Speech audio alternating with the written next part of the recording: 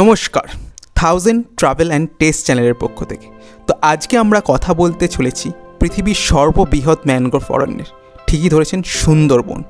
সুন্দরবন ভ্রমণ সম্পর্কে আজকে এই ভিডিওতে আমরা কথা বলতে চলেছি।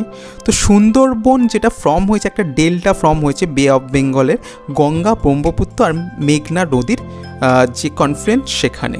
তো এই যে কনফ্লুয়েন্সটা, টোটাল যে এরিয়াটা, এটার আয়তন হচ্ছে ৩৯০০ স্কোয়ার মিটার। এর মধ্যে বেশিরভাগটাই বাংলাদেশে, যেটা হচ্ছে 2516 স্কোয়ার মিটার, আর ওয়েস্ট বেঙ্গলে আছে 1345 স্কোয়ার মিটার। তো এইটা কিন্তু একটা ইউনেস্কো ওয়ার্ল্ড হেরিটেজ, যার মধ্যে 3টে পার্টই আছে বাংলাদেশে: Sundarban west, Sundarban south, Sundarban east, আর সুন্দরবন ন্যাশনাল পার্কটা ইন্ডিয়াতে। তো এটার সম্বন্ধেই এটাই আজকে আমরা ঘুরে দেখব, যেটা হচ্ছে ওয়েস্ট বেঙ্গলে আছে। তো সুন্দরবন ঘুরতে গেলে কিভাবে পৌঁছাবেন? তো আপনারা এক হতে পারে ট্রেনে করে শিয়ালদা থেকে ক্যানিং যেতে পারেন, সেখান থেকে অটো করে সোনাখালি পৌঁছাতে পারেন, সেখান থেকে লঞ্চে করে ওনারা ঘোরাবেন। দ্বিতীয়ত হচ্ছে গাড়ি করে গেলে আপনাদেরকে ক্যানিং হয়ে সোনাখালি পৌঁছাতে হবে, সেখানে কিন্তু গাড়ি রাখার সুব্যবস্থা আছে। তৃতীয় হচ্ছে আমাদের মতন পুরো বাসে করে, আমরা যে ট্যুর অপারেটর ছিল সে পুরো বাসে করে কলকাতা থেকে নিয়ে গেছে। তো এইটা হচ্ছে যাওয়ার। এবার সুন্দরবনে গিয়ে কি কি দেখবেন? সুন্দরবনে গিয়ে কিন্তু যে ওনারা দেখান, সেটা হচ্ছে টোটাল হচ্ছে 2 রকমের প্যাকেজ হয় ওদের।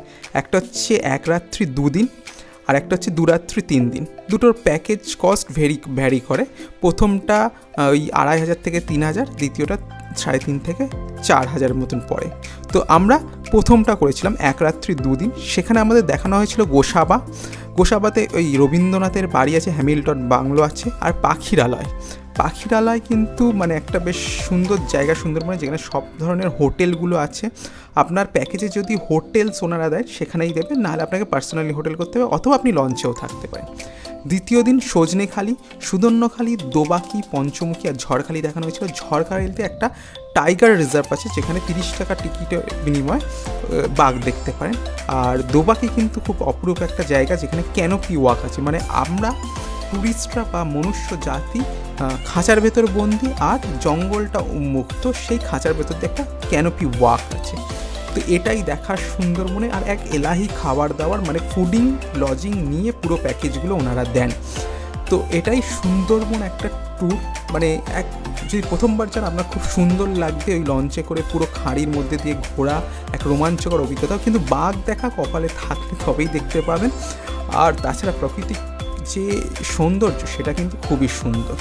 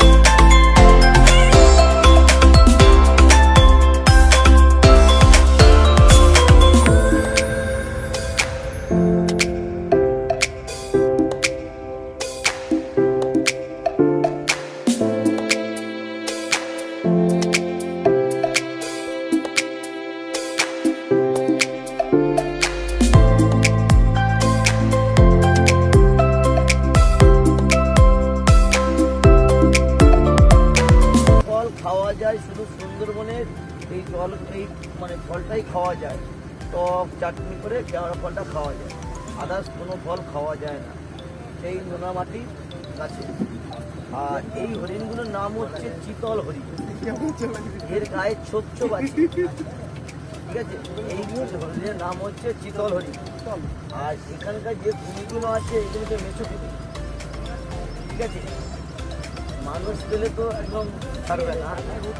আর এই রোদ পড়েছে মানে কি, আর এই যে সময়টা খুব ভালো সময়, একদম ফাটা। আগে যদি মাটি বাড়ি ছিল এক সময় জঙ্গল কাটা হতো, তখন এত কিন্তু পৃথিবীর ভারসাম্য হারাইনি, আর এত ঝড় ঝাঁপিয়ে আসেনি।